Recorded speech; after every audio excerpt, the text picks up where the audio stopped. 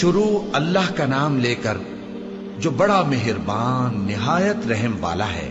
جو چیز آسمانوں میں ہے اور جو چیز زمین میں ہے سب اللہ کی تسبیح کرتی ہے، اسی کی سچی بادشاہی ہے اور اسی کی تعریف ہے، اور وہ ہر چیز پر قادر ہے۔ وہی تو ہے جس نے تم کو پیدا کیا، پھر کوئی تم میں کافر ہے اور کوئی مومن، اور جو کچھ تم کرتے ہو اللہ اس کو دیکھتا ہے۔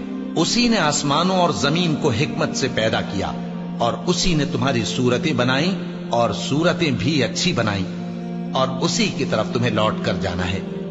جو کچھ آسمانوں اور زمین میں ہے وہ سب جانتا ہے، اور جو کچھ تم چھپا کر کرتے ہو اور جو کھلم کھلا کرتے ہو اس سے بھی آگاہ ہے، اور اللہ دلوں کے بھیدوں تک سے واقف ہے۔ کیا تم کو ان لوگوں کے حال کی خبر نہیں پہنچی جو پہلے کافر ہوئے تھے؟ تو انہوں نے اپنی کرتوت کی سزا کا مزہ چکھ لیا، اور ابھی دکھ دینے والا عذاب اور ہونا ہے۔ یہ اس لیے کہ ان کے پاس پیغمبر کھلی نشانیاں لے کر آتے تو وہ کہتے کہ کیا ایک آدمی ہمیں ہدایت کرے گا؟ تو انہوں نے ان کو نہ مانا اور منہ پھیر لیا، اور اللہ بھی بے نیاز ہو گیا، اور اللہ بے نیاز ہے، لائق حمد و ثنا ہے۔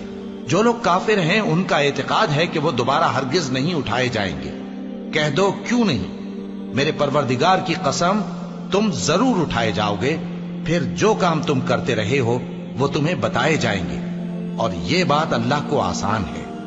تو اللہ پر اور اس کے رسول صلی اللہ علیہ وآلہ وسلم پر اور اس نور یعنی قرآن پر جو ہم نے نازل فرمایا ہے ایمان لاؤ، اور اللہ تمہارے سب اعمال سے خبردار ہے۔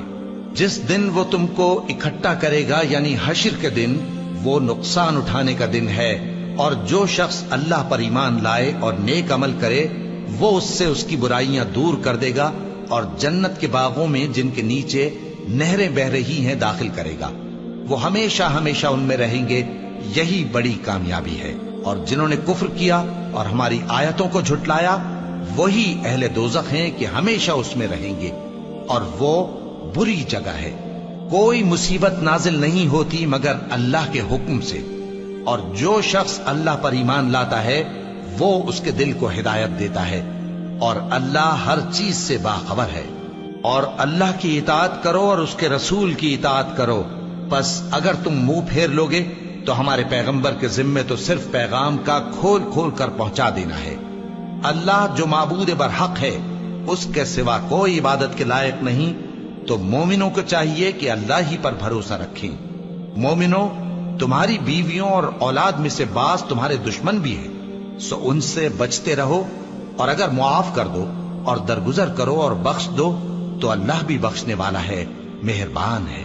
تمہارا مال اور تمہاری اولاد تو آزمائش ہے، اور اللہ کے ہاں بڑا اجر ہے، سو جہاں تک ہو سکے اللہ سے ڈرو اور اس کے احکام کو سنو اور اس کے فرمانبردار رہو اور اس کی راہ میں خرچ کرو، یہ تمہارے حق میں بہتر ہے۔ اور جو شخص طبیعت کے بخل سے بچایا گیا تو ایسے ہی لوگ راہ پانے والے ہیں۔ اگر تم اللہ کو نیک نیتی سے قرض دو گے تو وہ تم کو اس کا کئی گنا دے گا اور تمہارے گناہ بھی معاف کر دے گا، اور اللہ قدر شناس ہے، بردبار ہے، پوشیدہ اور ظاہر کا جاننے والا ہے، غالب ہے، حکمت والا ہے۔